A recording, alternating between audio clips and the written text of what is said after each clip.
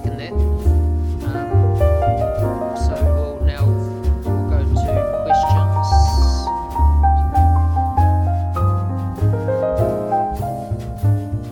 So it's the same as what's in the book apart from J.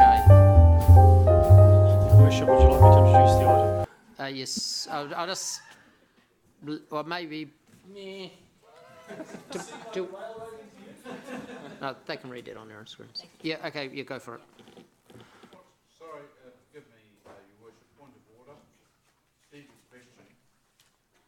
There's a person next to Angelo, and I'm not sure if that person is an elected member of council. It seems somewhat static. All right, okay. All right, thank you.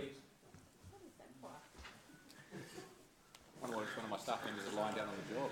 Okay, Blair and Rachel. Well, in all seriousness. Blair, do you just want to introduce Rachel for anyone, any newer members? Thank you. This is Rachel McMillan. Rachel's part of my team, Program Manager for Special Projects. So Rachel has been working to support me on the Waikato Plan and has been involved with the project since the start of the year. And Rachel's an employee of City Council. Your Worship Council, the Waikato Plan, today is the final step in a process that began back in 2013. Today is the adoption of the Waikato Plan by Hamilton City Council, along with a process that's been followed by all the other councils in the Waikato region. The Waikato Plan has been an initiative that the Mayoral Forum sponsored back in 2013, and all councils in the Waikato, with the exception of Thames Coromandel, has elected to be part of the Waikato Plan since that time. All councils, with the exception of Taupo and Waitomo, who consider this matter next Tuesday, have adopted the Waikato Plan, and so obviously it is now our council's turn to consider and, through these resolutions, adopt the Waikato Plan. We obviously received a report from myself back in March this year on the draft of this document. Council prepared a submission which was supportive, and that submission and our comments were included in the Waikato Plan. All our comments were included.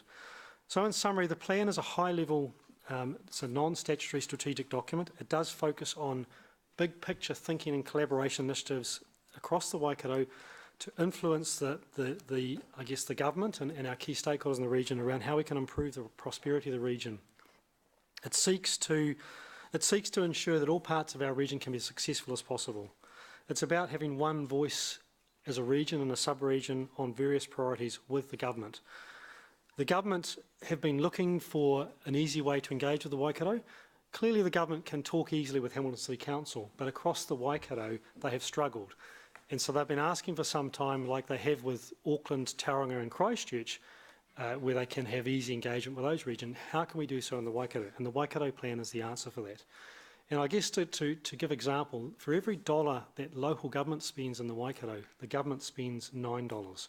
So this is actually about how we as a region can align our plans and our priorities alongside those of the government and other key stakeholders to achieve the best outcome for our region.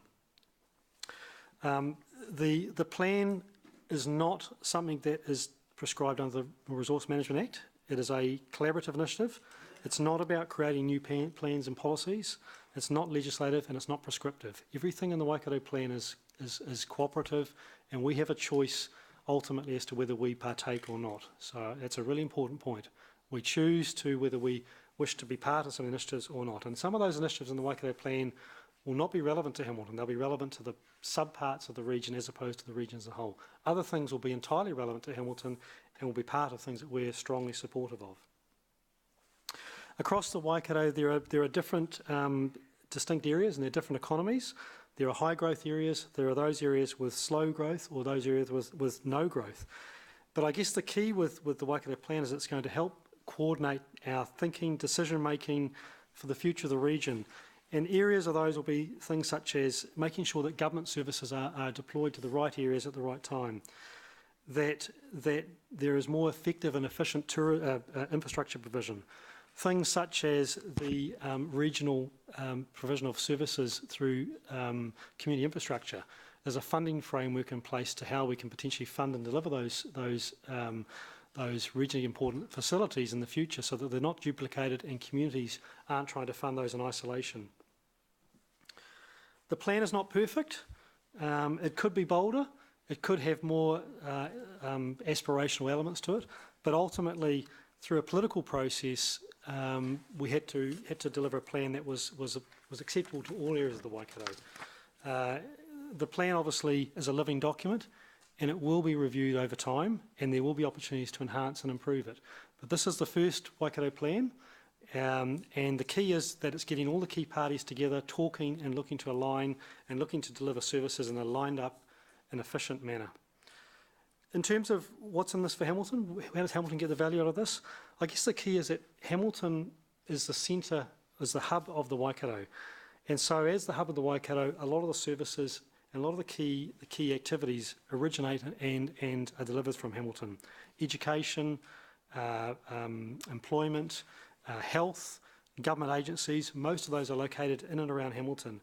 But in addition to that, Hamilton seeks a number of outcomes where we want the other councils in the area to support and work with us. Those are things such as some of the key infrastructure projects, such as the Expressway, Southern Links, passenger rail between Hamilton and Auckland. Things such as how do we regionally fund the theatre, future sports facilities, future cultural facilities.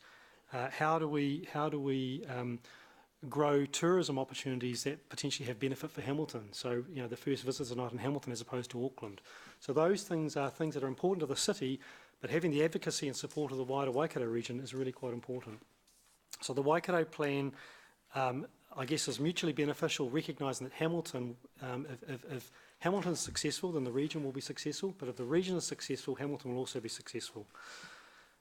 The element to the recommendations today, Council, is that to maintain momentum of the plan, because obviously today the plan will be adopted, assuming you pass the resolution, is to establish a group who will govern the implementation of the plan into the future. And so this is a leadership group which will be made up of a mix of local government, central government, iwi and community representatives. Hamilton has and business. Hamilton has the right to appoint a member, and the resolution in front of you today identifies the Mayor or the Mayor's nominee as our representative. Currently, Mayor Andrew has been our representative on the Joint Committee to date, and his alternate has been the Deputy Mayor Martin Gallagher. And so, going forward, Hamilton will have a representative on the Joint Committee.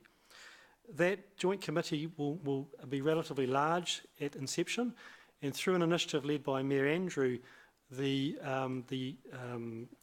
Joint Committee to date has agreed that within 12 months' time, the size of that committee will be reviewed with an aim to reduce the members from 20 down to 12 to make it a more nimble decision-making body to guide the implementation of the plan. And so that's a position that was supported by all the member councils when that was determined. The other element to this report is that whilst councils are the funders of the oversight of the plan of the next 12 months, and you'll see in the report I've identified the contribution from Hamilton City Council towards that. The plan has also identified within 12 months that 25% of the funding to oversight of the plan will be identified and raised through external contributions, moving to 50% within 2 years. And so these are targeting key government agencies such as MB, who are already indicating they're willing to contribute toward the cost of the plan. Will reduce the burden on local government in terms of our funding of the oversight and direction of the plan.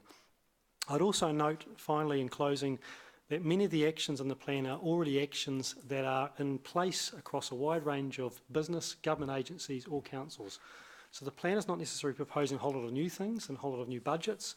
It is more around coordinating, aligning and capturing those initiatives so that they are all delivered in a lined up, timely fashion, so that when we do things, if councils do things and government agencies do things, they do things in an aligned way so that the outcomes can be delivered to get the best outcome for the community. So with that, Your Worship, I'm happy to take questions. Thank you. Thanks, Glenn. Now, a lot of members won't have the big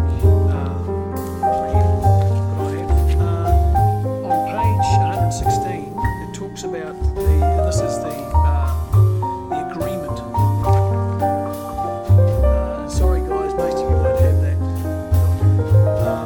And it talks about Tangata Whenua having up to 6 voting representatives. No, and then it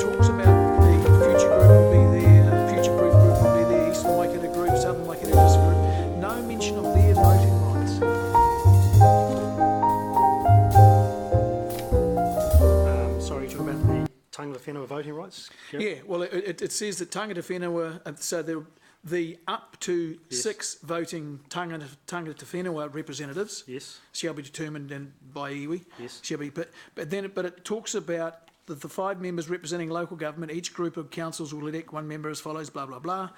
It doesn't say how they vote, or Well, they are voting.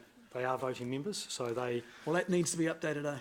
That needs to be documented in here, because it talks about one group of people being voting, and if there's another group of people and it doesn't say they're voting, one would assume that for some reason that the decision has been made that those are non-voting members. So you're referring to, just to be clarified, Gary, the 5 local government members. You're just clarifying, are they voting or not? Is that your question?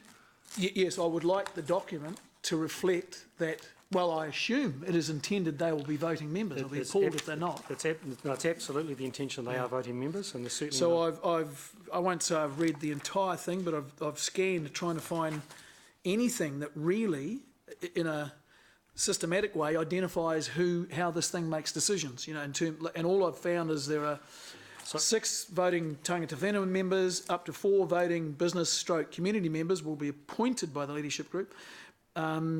Then we've got members from the government agencies, 2 from NZ Transport, but it doesn't talk about them voting or not voting. So pretty simple, Blair, just make sure that the document reflects who has voting rights. And I assume that every member that's on the committee will have voting rights. Absolutely. So that. Well, that's not quite right, because it specifically mentions some people are non-voting as well, and that's what really concerned me, because it went to the effort of saying these people are voting, these people are non-voting. Then for a lot of the people, it just didn't. It was silent as to whether they were voting or not. Can I be very clear that on the page 115, the voting members are the independent chair. Sorry, beg your pardon? So the members who are voting members are the local government representatives, iwi, business community, and the independent chair. Okay, I'm on a page 115. Where is it? So at the very bottom, those are the members who are intended, who. So membership shall be comprised as follows. Yeah. Yep. And so if you look at membership comprises of those, and non-voting members, government agencies. So it's absolutely the intention, Gary, and it may be missing a word, but the 4 categories listed there underneath that, independent chair, local government, tangata whenua, business community, they are those who have the vote. Okay. The 4 from government agency, up to 4 from government, are there to observe, but not to vote. Okay. All right. So this is that agreement.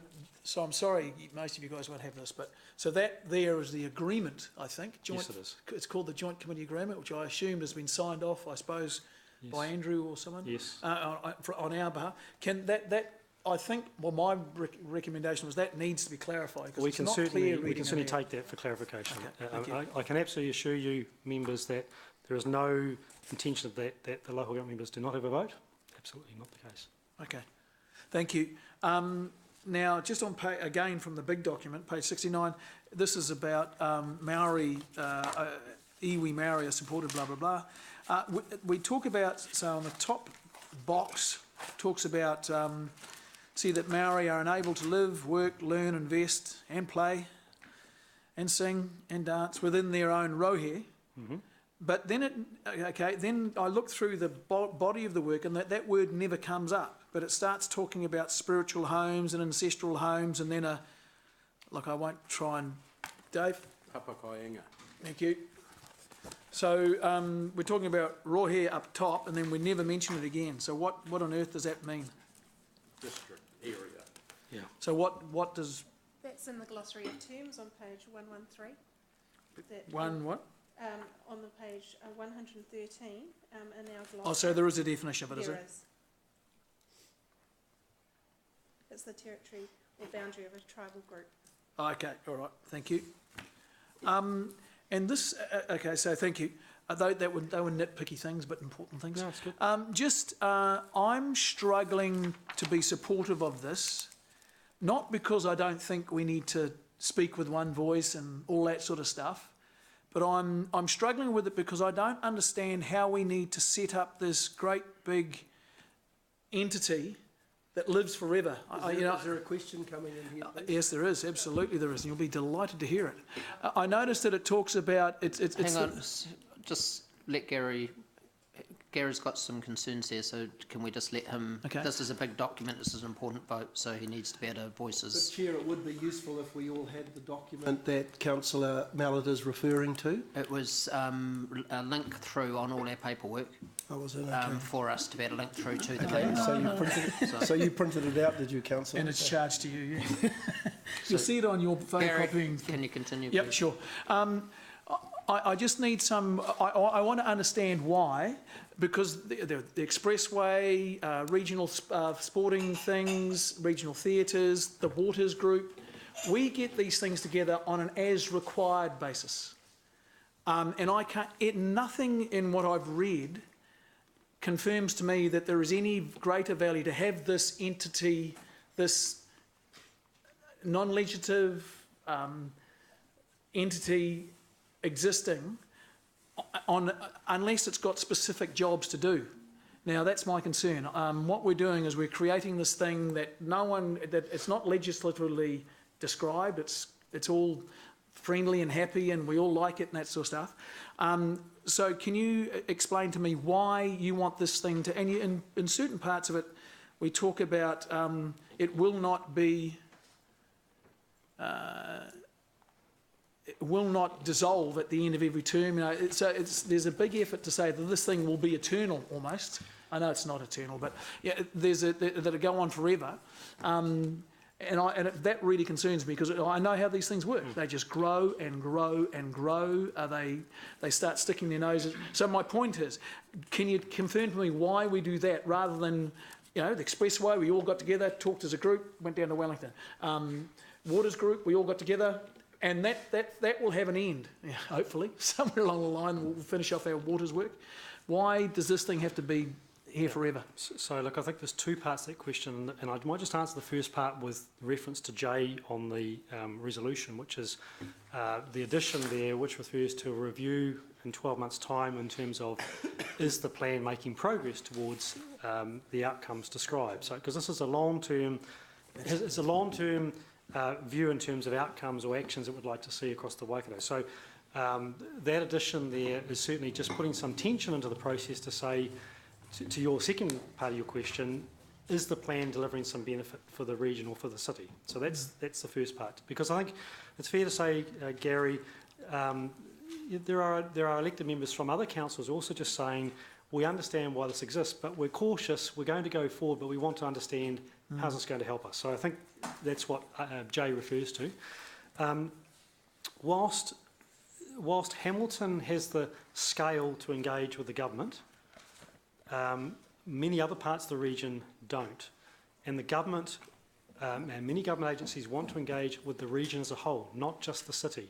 And so whilst it's appropriate for us to pick out specific projects and come together in groups, such as you've cited, there are many initiatives where the government wants to actually talk to us on a range of things: health, social services, and things such as economic development, and they want to look at that in a wider than just a Hamilton context. And so the Waikato Plan provides a framework for those councils and those government agencies and other key entities in those areas to come together to then meet and engage with those government agencies who have the money to spend. So examples are that there were things such as social sector trials, which have been tested in some rural communities around. But Blair, and I'm sorry to interrupt you, but I totally agree with what you're saying, but why does that not just then trigger, okay guys, there's an issue with law enforcement in the wider region, let's get together a group and we'll go and talk to government with one voice, get our ducks lined up, etc.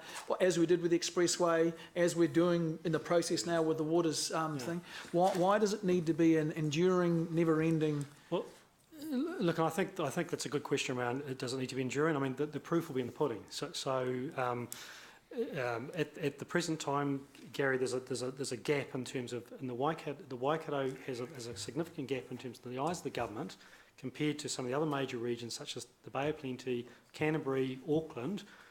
We do not present some clear, easy priorities that the government is saying to our region, what's important to you.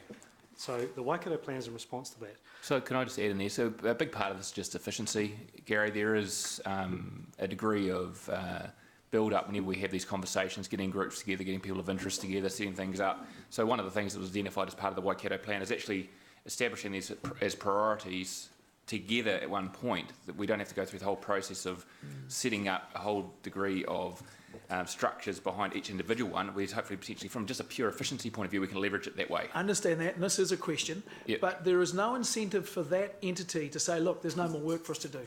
The problem with that entity is it will, and all entities do this, they keep themselves going.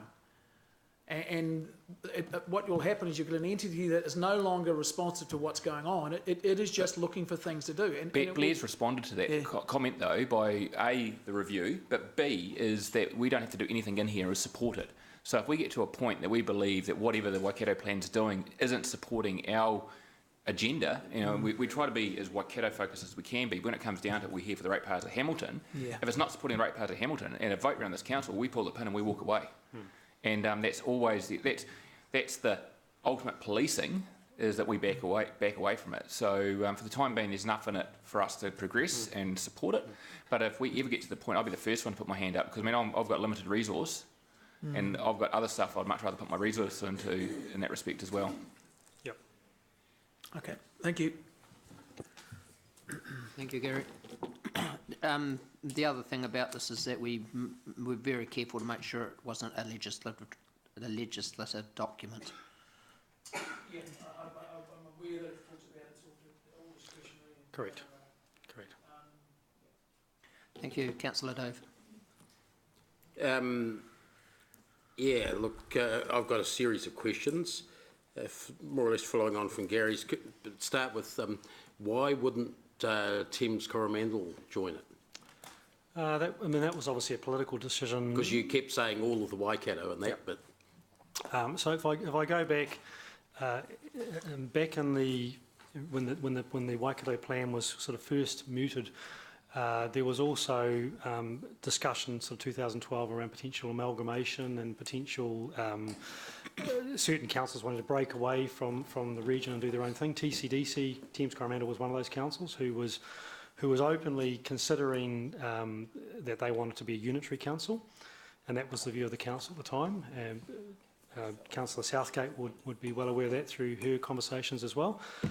So that was a philosophy that Thames Coromandel has sort of maintained, albeit I think it's softening now, Dave, but that they wanted to be far more control of their own destiny. And so they did not feel, one, because of their geographical location relative to the rest of the Waikato, but secondly, their own philosophy was, we want to determine our own direction and we don't wish to be part of a wider initiative that looks to align and potentially agree wider priorities across the Waikato. We want to do our own thing. So that was their own choice. The door has been left open for that council to join. You'll notice that the plan covers that area. It does not exclude the Thames Coromandel district because it's part of the Waikato region. That council has been given every opportunity to participate in the process, and as Mayor Andrew would note, the Mayor of Thames Coromandel has attended some meetings and has given feedback on the plan. and I understood Taupo were less than keen. Taupo are participating, but certainly they are less than keen, again because of the geographical location. Taupo openly admit that they sit in 4 regions. They're part of the Waikato region officially, but they affiliate with the Bay of Plenty, they affiliate with the Manawatu, and they affiliate with Hawke's Bay. So they are members. They have been a participant and a funder to date, and they are considering the plan on Tuesday. So going on, because the answers are considerably longer than the questions, Blair. We're starting with 5% of the voting on this body, moving to 7% when we shed some members. Yet we've got about 50% of the population, or just under, and probably well over 50% of the GDP for the region. How does that represent Hamilton's interests well on that area, that aspect of it? My observation has been that to date decisions are made not based on vote but on consensus. But that's not to say that won't be the case in the future. I mean, I think Hamilton's interests are well represented in the actions in the plan, Dave. But of course, as I've said earlier, many of the outcomes that are described in the plan, which Hamilton sees of interest, are of interest to other councils in the area. So it's not just Hamilton exclusively in terms of many of the actions. And Yeah, okay, and you're talking, and so was the Chief Executive, about the concept of speaking with one voice. yes, So how does that equate with the fact that we've got, as well as the Waikato plan with a structure and a chair and membership in that, we've got the Waikato Mayoral Forum, the Waikato Regional Transport Committee, the Future Proof Organisation, the Waikato LAS, the Hamilton Plan, there's probably a few other things. Oh yes, Sport Waikato, Arts Waikato, Community Waikato, all speaking with regional voices in areas that are covered directly in here. Yep. Seems to me like is it not that we're adding a voice to the list? it could be seen as we're adding a voice. The plan is not seeking to take over those existing processes. It's, I guess, it's also looking to where possible summarise or reflect the initiatives of those existing groups. So it's not certainly trying to replace those existing groups. So this was something that Mayor Andrew raised with me during the process of the plan, that the Waikato plan could be, for example, trying to take over the role of Future-Proof. Quite the contrary. It acknowledges Future-Proof exists, but it's not trying to replace Future-Proof. Future-Proof has its own role. The Waikato plan merely acknowledges that it's there and its role in the greater Waikato process. And the same with the likes of the other ones that you've cited, Dave. You mentioned quite specifically health as one area that this could help in, but because give a regional voice to it, not just a Hamilton one. You said that in the same breath. It's almost a direct quote. Yet there is such a thing called as the Waikato DHB, which covers a major chunk of that area and is supposed to be speaking for the Waikato and health. I mean, there may be good points about whether that's effective or not, but it is supposed to be doing that. So how is the Waikato plan going to help the health voice? I'm just thinking when I'm saying that the latest initiative that the Waikato University and Health and the Waikato DHB have joined forces on the medical school concept. Yes. They didn't need the other councils. No. So look, I think in the case of health, for a start, Chairman Bob Simcock has been a member of the Joint Committee over the last couple of years and has been a strong voice around the table in terms of help shape the Waikato plan. There is engagement at executive and staff level in terms of DHB and members of the Waikato plan, other members. So there is good engagement, good dialogue. The Waikato plan is not seeking to take over or do anything in the space of health, but potentially where health may have an initiative that there's opportunities for councils to line up beside that, or for other government agencies and councils to line up.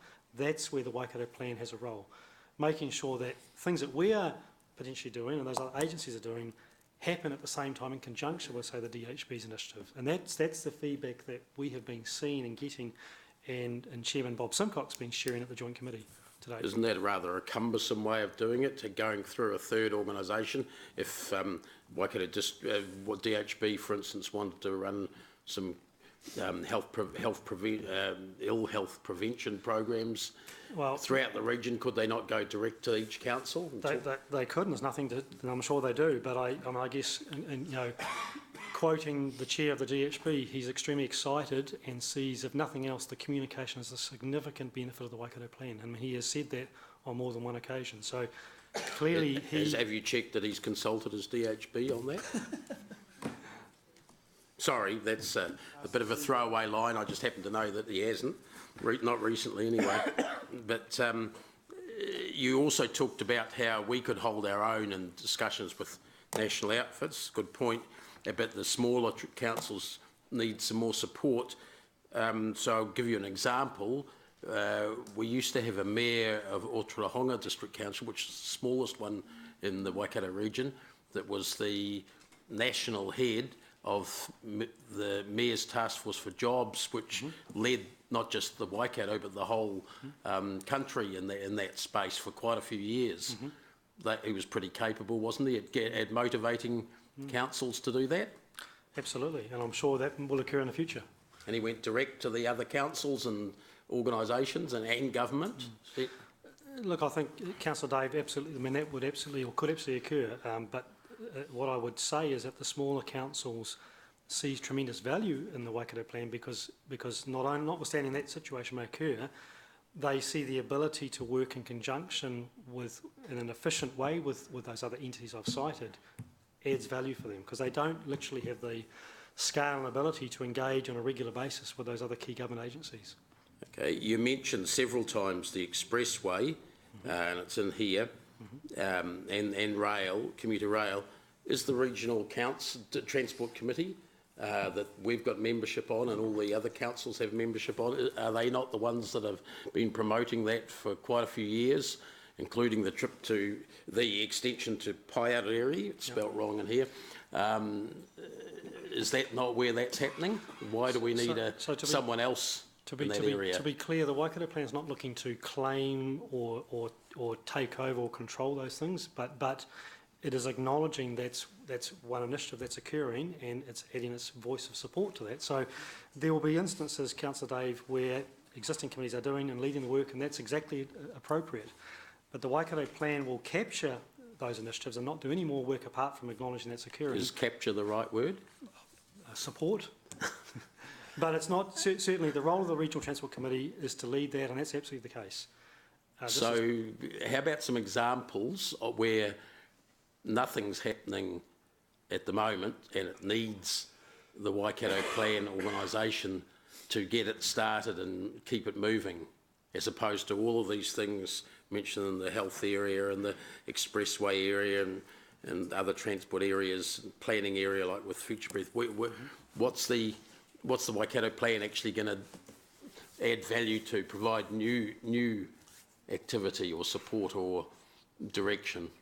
So in the case of say relevant to Hamilton, there's initiatives around freight and logistics and working. Wasn't UNISA looking at that, which was us in the north and the Auckland and North? So UNISA's done has completed a study on logistics, but there's an action there around establishing a freight and logistics action group, working with the key parties in the regional sub-region to derive the best benefits from the logistics operations that you're now seeing in the Waikato, particularly around Hamilton, but also, for example, in Tokoroa. There are initiatives around a water centre of excellence to capture and build on the knowledge that exists in water and water management. Wasn't that being done by the three central Waikato councils together? No, that's around the delivery. This is around the science and management of resources around, I guess, sensitive water systems. So building on the work of the university, NIWA, regional council, etc. So there are initiatives around some of the smaller rural areas where they don't have any plans around how they're going to develop and grow their areas, either economically or socially. So how do some of those smaller communities? We're lucky in the sub-region we have Future-Proof, but Future-Proof does not exist for some of those other communities outside of Hamilton, Waikato, Waipa. So those communities need assistance to how they're going to grow and develop. So it's envisaged that the Waikato plan will play a formal development role in South Waikato and Taupo, for instance, or something like that, like Future-Proof does up here. May assist them to establish that type of an arrangement, yes. I mean, some sort of formal role, but probably more so, Councillor, to work with them to get the key government agencies to fund and support them to develop those initiatives, or to help them progress the model that we have, for example, around Hamilton. Will it also be looking at the inequalities or inequities of funding where so many regional facilities are based in Hamilton and Hamilton ratepayers have to fund them? Will it be looking at that question? So the regional funding framework is one of the initiatives in the plan. So that's absolutely one of so picking up on the earlier conversations today, how do we fund those regionally or sub-regionally important facilities in either sporting, cultural, theatre? How do we efficiently and effectively deliver those across the region without duplicating those, but also how do we fund and pay for those is absolutely part of this. I thought there was a discussion happening at the Mayoral Forum and the Regional Council. Well, the Mayoral Forum is sponsoring that piece of work, but it was a piece of work that was driven by the Waikato Plan. The Mayoral Forum has picked that up driven by the Waikato Plan. I thought it was driven by councils like ours and Waipa, for instance, putting in project proposals that needed regional, or what they wanted regional funding for, which drove the regional council to come up with a mechanism and other things to be added. Or are you saying it came up first at the Waikato Plan? Yes. Okay, well, we'll have to agree to disagree, thanks. Or else, even though you and I have been here for 19 years, we each spent some years on different tracks. I think it's fair to say, Councillor Dave, that topic has been mooted off and on for some time, with and without success. And so it's certainly good to see the mayoral forum has picked that particular initiative up, and that particular topic. There is a discussion paper has just come out, and we're just working. I'm working with the staff, and Councillor Paula may not know this, to find an opportunity to have an informal discussion with Council on that very draft funding framework. So the Waikato Plan doesn't really think the mayoral forum's up to sort of seeing that through, that they need to do it themselves? No, I wouldn't say that. The Waikato Plan has identified that as an important outcome it wishes to progress. It has been discussed quite a lot at the Waikato Plan, but the mayoral forum, given it has the mayors around the table, is the appropriate forum to test the initial framework before it comes to councils, and that's what's happened. So where does the Waikato Plan come into that? If the mayoral forum's going to test it and then give it to councils to approve, or otherwise the details? Well, because the role of the Waikato Plan is you mentioned earlier the Sport Waikato and the Creative Waikato's plans. That over time, if there was updates to those plans or strategies, they would be captured and, I guess, discussed or progressed through the Waikato Plan. But hang on, the Sport Waikato Plan for the regional sport and rec plan was done by a collection of councils. There was no Waikato Plan involved in that. I'm talking about in the future. If there was a future update to that, Dave. So absolutely. It wouldn't be direct council to council. I know Paula's getting a bit bored here, but that's all right. Sometimes we feel the same, Paula. So it's going to take over a role that was direct council to council with sporting organisations involved. Look, I think, maybe I'll just go back to the start. The Waikato Plan is not looking to take over anything. If there are existing successful initiatives in place, they would continue. The Waikato Plan would just would acknowledge and capture and be aware of those, and where appropriate, would ensure that was lined up with other conversations that were occurring. It's not trying to replace or take over other successful initiatives. So it is not perfect, and there will be areas where it may step on toes. That's why Resolution J is there, for us to have a chance to come back in 12 months and say, is this working? Does this need to be refined? Do we want to continue to support it? But I guess this is a first step for the councils to say we want to work this way together with government to try and get a better outcome for how we spend our money, how the government spends its money. It's not perfect. In my views, it's not bold enough. But politics influence the outcome, and the outcome is what you see in front of you. Thanks. Thank you. Councillor Paula. Thank you. I'll keep it quite brief so we're not here till midnight, but just a couple of questions really. I'll have something to say in the discussion, because you're right, I've been involved in this quite closely since the very beginning. But isn't it true that the why this came about is because the government made it quite clear, against the background of local government reform, that regional spatial planning was highly valued, that having collaborative regional approaches was highly valued? Yes, and I think there was a second reason.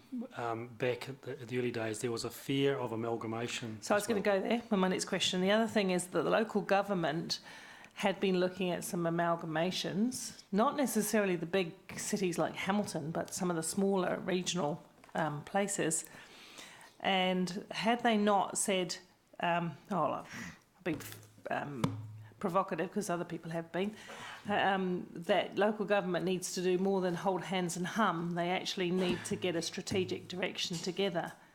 And while they recognised that LAS was a step in the right direction, they said it didn't go far enough, and that was where the Waikato plan was derived from. Yes.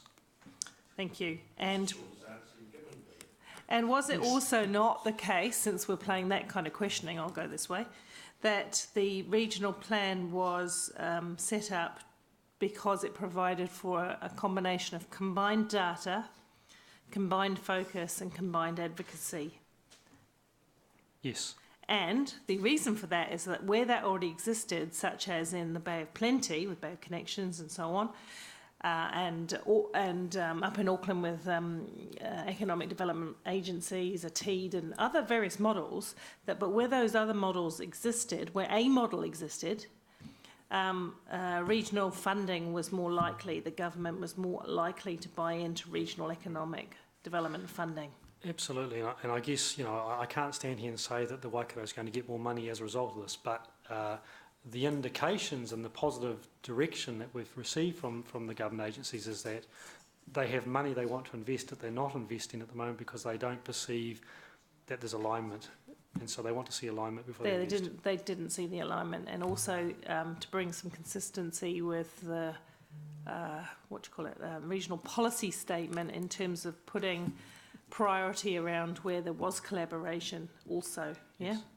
Correct. Okay. So thank you. I won't say anything else because I don't think it'd be good use of my time. Councillor Mallett. Thank you. Just getting back to the detail stuff a bit. Just without offending too many people, I think the terms of reference are really weakly drafted, or to me they look like, for example, on page 27. So this is on the little report that everyone's got. It talks about it, and I guess you'd call it the third paragraph down. Talks about an independent chair, non-elected member to be appointed by the leadership group, blah, blah, blah, blah, blah. Talks about the independent chair has speaking rights and voting capacity. A deputy chairperson is also to be appointed by the leadership group, who may be an elected member and a committee member. But does it have to be? Does it have to be elected member, or? Yeah. No. Yeah. Okay. I guess the distinction there, Gary, you're probably right, this could be better worded, is that... There's quite a bit of ambiguity in it, yeah. The difference there is that the independent chair is not an elected member. Correct, yes, Whereas that's clear. Whereas the deputy chairperson could be. I guess that's the key distinction. But doesn't have to be. Doesn't have to be. Okay. And the representatives of the local authorities could be anyone, or would it be expected that it would be an elected member, it would be one of us? No, it's absolutely an elected member. And Okay, to be nominated by the council. Okay, could that be, just to get clarity and certainty into what the document, I can't read that in there, I can't see it in there.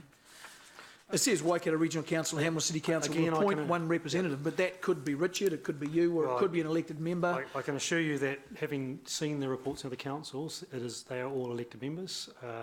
Okay, but this is the terms of reference, isn't it? Yes, yeah. Okay, so that's the thing that will if it gets set up, it will be set up according to this. So can it just be please clarified and those sorts of things? Yes. Thank you. And probably I would suggest someone needs to have a quick look through that and just make sure that it's clear in every one of those situations. Thank you. Thanks. Okay, we'll go to debate. There is no one for debate, so we'll go to the vote. It was a good go. Teasing. Okay, who's on? I think it was Gary moved it, didn't you, Gary? Who wants to push the button? Does anyone want to speak? Okay, Paula. Councillor Paula, sorry. That's fine. I couldn't not speak to this, really, given my length of involvement in the process and working alongside the previous Mayor of Hamilton as well, and all the mayors across the region. I think this plan is there to guide and provide collaborative support across the region. And Hamilton's got a key role to play there. We can be really useful in that process. We can also benefit from that process.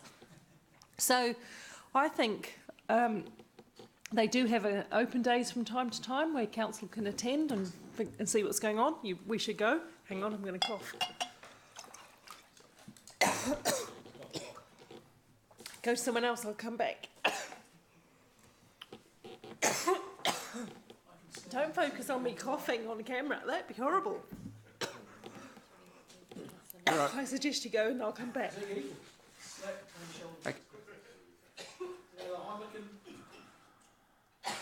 Right.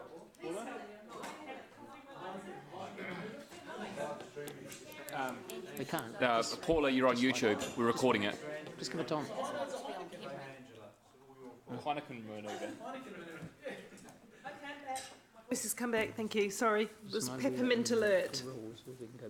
Look, I just want to speak for this. I think that's rightly the place of the Mayor to lead this process. He can be a strong voice for Hamilton. I believe he will be. I believe that we can get gains because I've had previous conversations with MB, ministers, including Minister Joyce and numerous others over the years, and they've made it quite clear that they expect local government to work together, but not in a really shallow way, in a really meaningful way, to drive priorities and strategies. That's what this Waikato plan is about. If it has any weaknesses in it, then it is Mayor Andrews' role, and I believe he can do it, to tackle those weaknesses and make this a product that works. Councillor Gary. Thank you. I don't approve of the Waikato plan, and I think the function is important. What you're trying to achieve is important, and I think we all agree that we need to be, when we're talking about matters of regional significance, we need to talk as the region. When we're not talking about the region, we're talking about the city, then it's our mandate to do it. But my problem is I think the mechanism is flawed. I think what we're doing is setting up another layer of complexity and red tape that'll add time, cost, confusion and complexity to everything we do. I'm absolutely certain that everything you want to achieve through the Waikato plan can be achieved by setting up a bespoke as required committee or teamwork or stream of work, as we have done with the expressway, as we have done and are it's still live with the water, the Three Waters thing. All of that stuff can be done with an entity that has a sharp terms of reference and an end date, a date when it stops. Because what we're doing here is creating a never-ending beast, a bureaucratic beast, and excuse the florid language, beast that will just continually grow. It'll just grow and grow and grow. And within time, it'll have a CEO, it'll have its own infrastructure, it'll want its own offices, and after a while, the thing will be so big we can't get rid of it. There'll be a whole constituency of people who are consultants and carry on who derive income from it, and they will be advocating for the thing. And as I said, we have achieved an awful lot by setting up bespoke as required committees or workflows. And the expressway is a very, very good example. And congratulations to whoever, I wasn't involved with those things, but whoever did that, congratulations, because they've got a good outcome. And I hope the waters will resolve in a good outcome somewhere along the line. But all of those entities, if so to speak, have an end time, and they will end eventually. This thing does not end. Councillor Dave. Yes, I'm just going to start by using this coffee table for what it seems to be intended for. There's the Waikato plan. It's one of the coffee table books that have come out of this council and other councils around here for quite a while. There's no dust on it, Dave. There's no dust on it. No, moths flying out of it. Yeah, that's right. There will be soon. It's only because Gary sort of brushed them away. I killed moths. This is just, if you're being honest with yourself, you know that this is just another layer of bureaucracy that's unnecessary. Let's talk about the expressway. The Waikato plan and the group involved with it haven't added one iota to the expressway. What has happened is that the people, more or less like Gary said, the people who needed to get together on it did get together through the regional council's regional transport committee. All councils were represented on that. Iwi were represented, the business community was represented, the disability sector was represented, education, health, they were all on it. That's the biggest project that's happened in this region for a long time, maybe ever. It is ever. and it didn't need this sort of structure. It used an existing structure and added the oomph that was needed in the place that was needed for the limited time that it was needed. And the concepts in the plan are fine. Motherhood and apple pie, who would ever disagree with them? But the structure that's been set up to support that is what I've got a problem with. And I also have a problem with our constant thinking that if we call something a plan, then that means we've done great work in the area. Well, we haven't done diddly squat until we actually start building the things or operating the services we're talking about. And that does not need this high-level planning organisation to do that. It needs the people that are actually involved. The Three Waters work is being done by a group of dedicated staff and involved elected members from the 3 councils that need to be involved in that. And it's going to go out of existence when it finishes its job. The same thing happens in other areas. We've got all the areas that are covered are needed.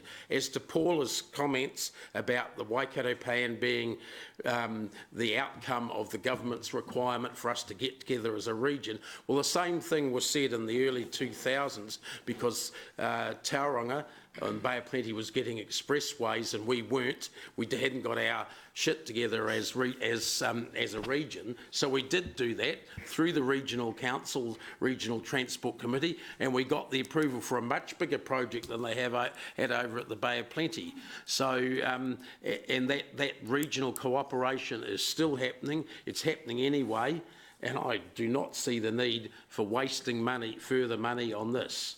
We've got the LAS, which has the councils working together in specific operational areas. The DHB is talking with the councils when it needs to about population health issues, and it's running regional stuff. It's talking with the university about the medical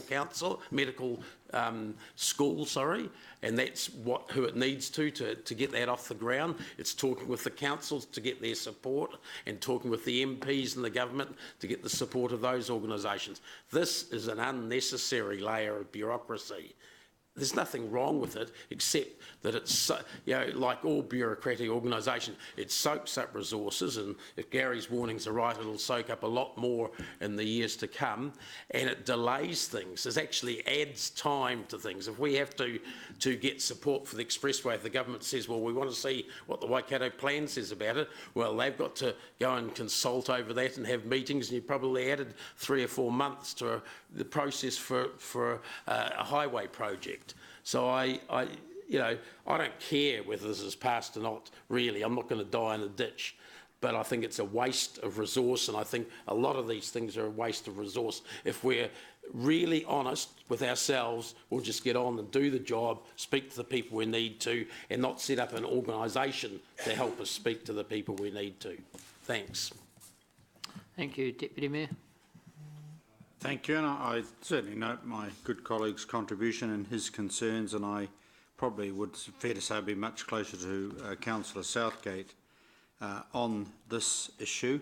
I also want to acknowledge that it's fair to say that our Mayor has a degree of scepticism and concern, and he has very much challenged, rightfully in my view, in the Waikato plan process, and particularly around governance. And I think there's 2 key things. One is that governance is, at 20, is very unwieldy, and within the year we want to see that reduced. And also I think the key point of this resolution of motion at the moment is that in 1 year's time we will review the progress that the plan is making. I do, however, want to acknowledge that I think quite critically that there are a number of central government agencies in the room are working with Waikato, and one of the things that I think, if we look at the history of the Bay of Plenty and why they did get a big jump start on us, it's not just in roading, is that they certainly got their equivalent together some years ago, as has Auckland, as has other regions. I think also it is in the interest of the smaller territorial authorities to be part of this process where Waikato is seeking to speak with one voice, with all the research available to them, and obviously working with Land Transport Committee and the Waikato Means Business and the other key groups. These are complementary functions. As a member of the DHB, I find it personally very helpful that the Waikato plan is working with the DHB to build the case for the Waikato Medical School, working with the Mayor's Forum, etc., in those areas of some of those projects. We certainly have not done and dusted our transport infrastructure, and obviously the Regional Council, Regional Land Transport Committee will be the key player, but I do see the Waikato plan reinforcing the critical evidence to say what is the critical thing for the economic and social well-being of the Waikato region. It is transport and transport and transport, and that's not just Southern Links, and we're not settling for the extension of Pairiri. If you read that plan on the pages that Councillor Mallett were referring to, we are talking about the good transport link to Tauranga, the Kaimai link, crucial.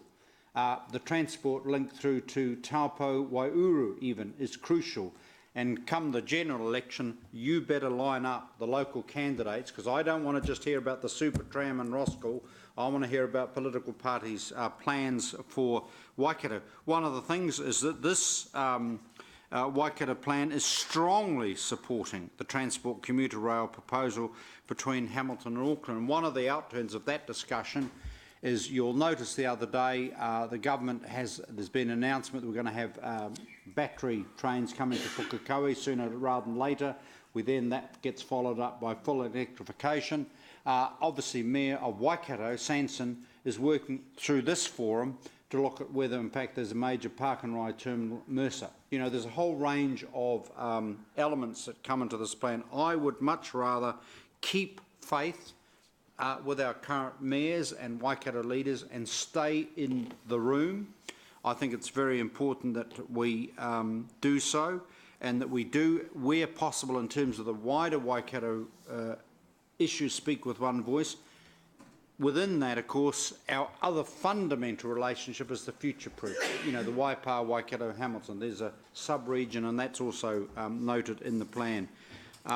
Within 1 year, we will review this at this council, whether we carry on or not.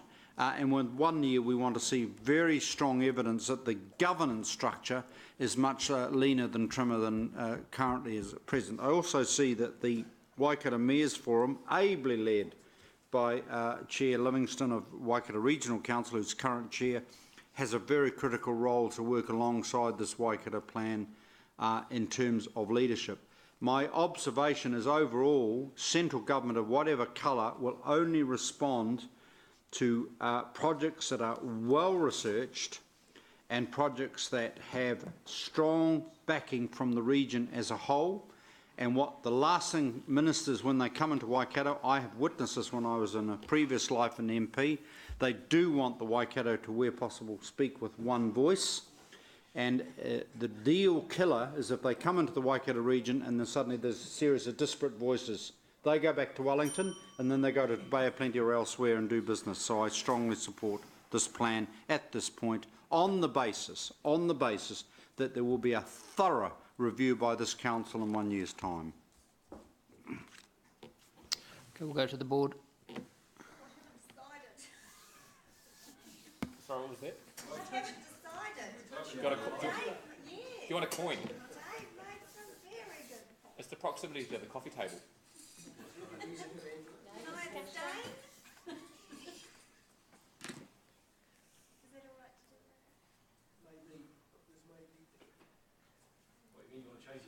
that? Someone hasn't voted. It's Ange. Oh, come on, Ange. Toss a coin. It's going to be reviewed in a Come back in here. Yes, yes, yes. Hey, hang on. I think we better have a reset here. We better have a reset. Okay, we're not allowed to talk during voting, okay? So let's reset, please, and we'll start again. Okay, no talking. Long arms.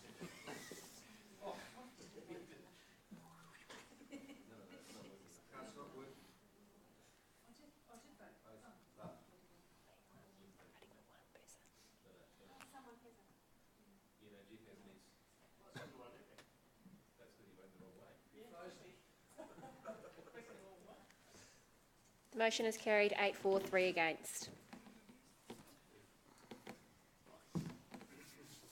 Okay, can we move into PX? Can I have a mover, please? James, and seconded by Mark. We'll be back at 3:15. Just give time for media to move out and for a toilet break.